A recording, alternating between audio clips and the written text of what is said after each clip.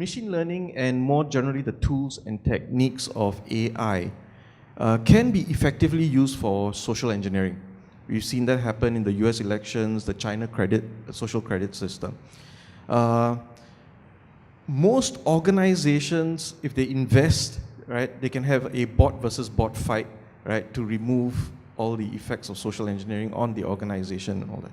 Now, this goes back to this gentleman's question here. What can the lay person do in terms of the tools and techniques, probably the mindset, right, to resist the harmful effects of social engineering? Of course, social engineering can have positive effects, but it can also have harmful effects.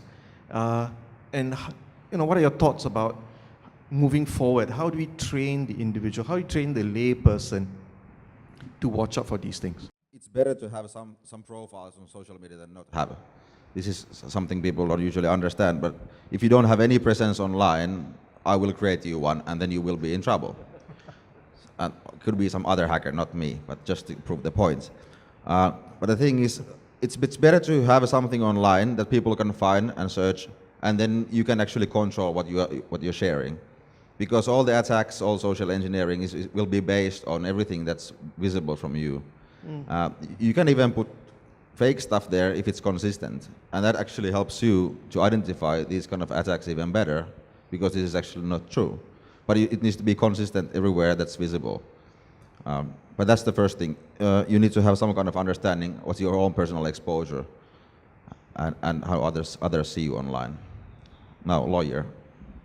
No, I was going to say, I think this goes back to the professor's point about critical thinking and not just taking everything at face value. I mean, I will say that I think social engineering, I mean, it does work. It's effective. That's why governments do it, right? But this is where it needs to be countered a little bit with emphasis on understanding the information that you're being fed and trying to understand where it comes from, what context it arises in, how it impacts you, how it impacts your environment. Yeah.